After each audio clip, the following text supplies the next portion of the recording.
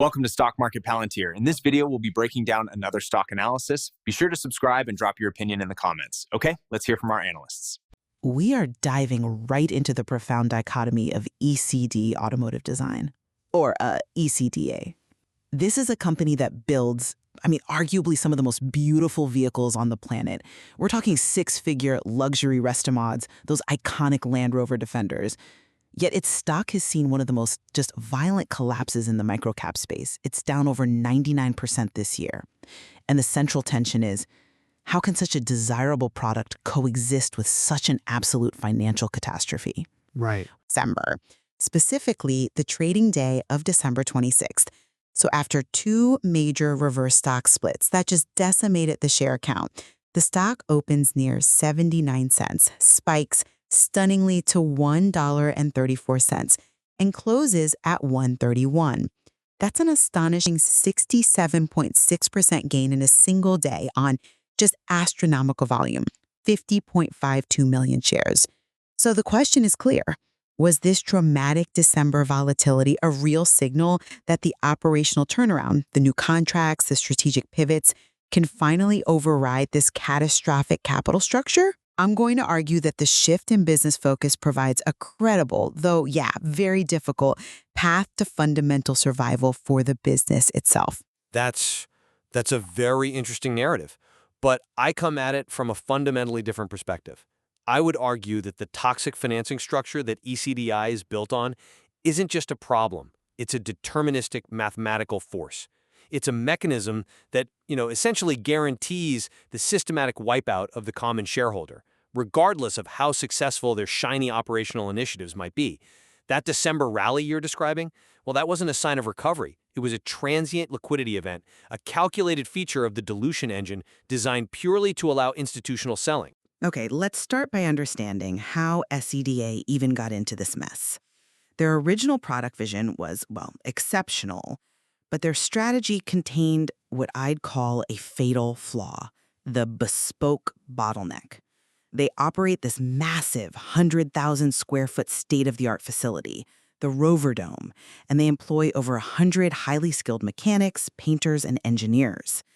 And that physical infrastructure creates immense fixed costs. So when you rely solely on these one-off, highly customized six-figure builds, the revenue becomes lumpy.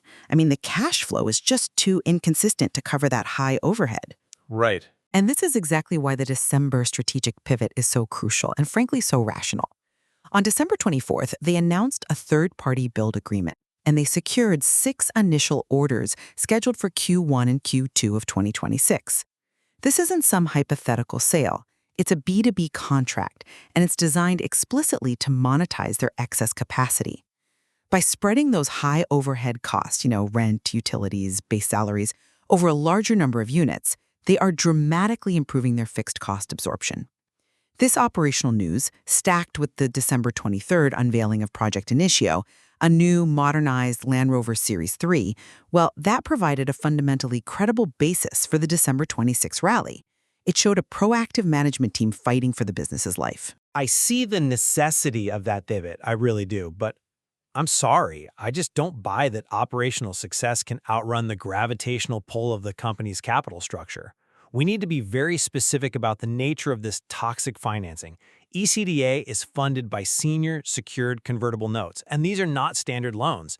They use a floating conversion rate. It's often specified as, say, 85% of the lowest volume weighted average price, the VWAP, during the 10 preceding trading days. Okay. So let's translate that jargon into reality for the listener. This structure means the lender is guaranteed a 15% discount on the lowest recent share price whenever they choose to convert their debt into stock. This completely de-risks the transaction for the lender, but for the common shareholder, it creates what we call a death spiral. Every single time the price goes down, the conversion rate drops, which allows the lender to get more shares for their debt, which they then sell, which drives the price down further, creating this self-reinforcing loop of dilution. Wait, before you move on, let's just underscore the true cost of that loop. The cumulative wealth destruction is just staggering. The company did a 1-for-40 reverse split in September, followed by a 1-for-5 split in December, That's a 200-fold reduction in share count in just 4 months. Exactly. And that numerical reduction isn't just a data point. It's the physical shredding of the common equity. It means if you own 200,000 shares in August, you owned 1,000 shares by the end of the year. So this proves that the operational pivot you're citing is just a struggle to tread water. It's cushioning the unavoidable mathematical consequences of that dilution engine. The collapse of the price floor from an initial $4 down to 10 cents by late 2025, that is the smoking gun confirming the mechanism is fully, and I mean fully, activated. I acknowledge that. The splits are brutal evidence of the leverage held by the debt holders. But let's go back to the price action on December 26th, because it's the key to understanding the immediate strategy. You frame that rally as purely a trap. I'm going to argue that temporary price spikes, even if they're quickly reversed, are a required step for a company that's trying to raise capital and stabilize its listing. But a required step for whom? For the company to survive. The fact that 50.52 million shares traded proved that the market can absorb supply provided the catalyst is strong enough. I believe the rally was fueled initially by forced short covering. High-frequency trading firms often short heavily into a reverse split announcement, betting on the stock consolidating lower. So when management clustered positive news, the B2B contract and Project Inicio, immediately around the effective date, it caused a rapid, forced covering event. And that, combined with genuine retail interest responding to the operational news, it just temporarily overwhelmed the institutional supply. That's a compelling argument about HFT short covering, I'll give you that. But it only explains the initial pop, maybe the first hour of trading. We have to look at the motivation behind that massive, specific volume. The timing was just too perfect.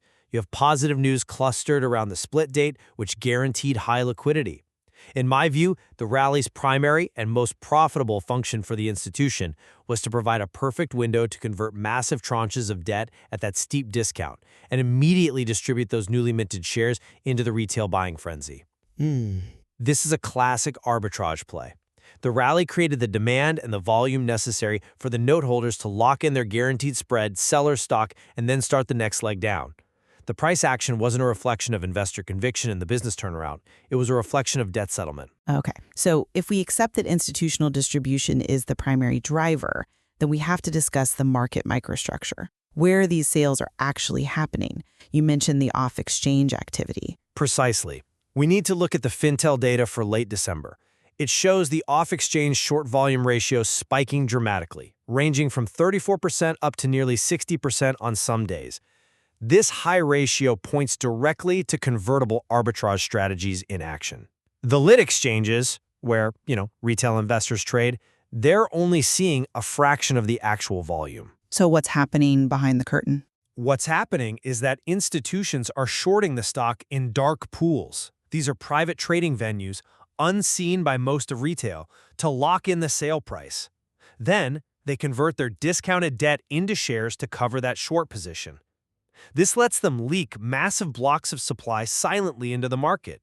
I mean, if they tried to sell 50 million shares all at once on the NASDAQ, the price would instantly crash. By using dark pools and stacking the news cycle, they guarantee execution and maximize their profit, all while masking the true extent of the supply from the retail buyer. I grant that this dark pool activity confirms aggressive institutional hedging, and yes, systematic distribution. It is the financial reality of micro-cap distressed financing. But focusing purely on the mechanics of institutional selling, it misses the crucial ingredient you need to make those sales profitable, which is retail volume. You need volatility. You need momentum. I'm not sure I follow. Well, we can't ignore the retail element here, the persistent lotto ticket mentality. Now, the short squeeze thesis that flits around social media is, let's be honest, fundamentally flawed. It ignores the unlimited supply guaranteed by the convertible debt, and it focuses only on the small post-split float of about 1.4 million shares. But that speculative fervor, that provides the oxygen management needs. That psychological momentum, that V-shaped recovery that momentum traders spot on the RSI, it creates the temporary relief and stability that is absolutely required. Without that retail interest, the stock would just flatline into non-compliance immediately. The problem is that the volatility you praise is ultimately self-defeating for the common shareholder, because the low float thesis is fatally undermined by the massive dilutive overhang. And this isn't just about the current debt conversion. We are talking about the shares issuable via the notes and the nearly 400,000 warrants received by the lenders in 2025 as part of the initial financing deal. Sure. Think of that overhang as a ceiling of concrete resting just above the current stock price. Any upward movement activates the warrants and it accelerates the conversion. The structure itself is designed to cap potential upside, ensuring the common equity is kept perpetually at these distressed sub-$1 levels. It is a mathematical certainty that common shareholders cannot realize true upside while this structure exists. I completely concede that the overhang is the existential threat to long-term valuation recovery. I do. But I would frame the company's immediate priorities differently. If the company is to survive at all, the focus has to be on holding the $1 NASDAQ compliance level. That is the battlefield right now. Okay. The operational pivot, the new contracts, these are all aimed at providing enough stability to hold that line. If they fail to hold $1 post-split, they face renewed non-compliance and the highly likely risk of delisting to the OTC markets. And once you're delisted, your liquidity dries up entirely, your fundraising capacity vanishes, and all these operational improvements become irrelevant. The operational pivot is their only shot at breaking the dependency on this toxic debt cycle by generating internal, non-dilutive cash flow. But the debt mechanism dictates the timeline of that race. We're debating a company whose auditor has issued a substantial doubt about going concern opinion. This is the highest level of formal warning possible, and it's driven by dire underlying financial distress. We know they have a significant working capital deficit, referenced at $6 million, and minimal fluctuating cash on hand, recently around $157,000, right? This illustrates the fundamental catch-22. The company desperately needs cash to run the business, but acquiring that cash via more toxic debt just accelerates the stock's inevitable collapse. The financial instability is the root cause driving the dilution. It's not just a symptom. The operational pivot, as necessary as it is, it's like trying to bail out a sinking ship with a thimble while the hull is actively being ripped apart by the financing. That is a stark and an accurate assessment of their liquidity crisis. However, the operational pivot directly addresses that $6 million deficit. The B2B contracts scheduled for Q1 and Q2 2026 are not theoretical future sales. They represent secured revenue, and they're designed explicitly to increase the volume of throughput in that expensive Rover Dome facility. But can it be enough? Well, by improving fixed cost absorption with these 6 initial third-party builds, they are directly and immediately reducing the cash burn. The strategy is a calculated race against time to generate sustainable, non-dilutive cash flow before the cumulative dilution renders the equity absolutely worthless. The fact that management pivoted the core business model to chase this non-dilutive revenue stream, it shows a genuine commitment to the long-term viability of the product, even if the equity structure fights them every single step of the way. So we've examined ECDA, which is a powerful case study featuring a truly compelling, high-quality luxury product, juxtaposed against a capital structure defined by aggressive institutional arbitrage, massive dilution, and the unforgiving mathematics of the floating conversion rate. And while the operational pivots, the B2B contracts, the new product lines, are logical steps for the business entity to survive, the financial machinery detailed by those floating conversion rates and the cumulative dilution, well, it acts as a deterministic barrier for the common shareholder. And I'll reiterate that the operational shift to third-party manufacturing provides a fundamental lifeline. It offers the only credible path toward breaking that cycle of dependency and achieving NASDAQ compliance stability.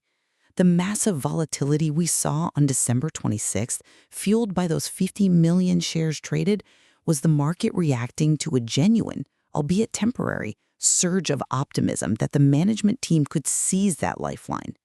Ultimately, I think the tragedy here is that the fight for the business entity is tragically, almost mathematically, separate from the financial fate of the legacy common shareholder. The ECDA case study is a powerful illustration of how market microstructure and aggressive financial engineering can, at least in the short term, systematically override genuine fundamental developments.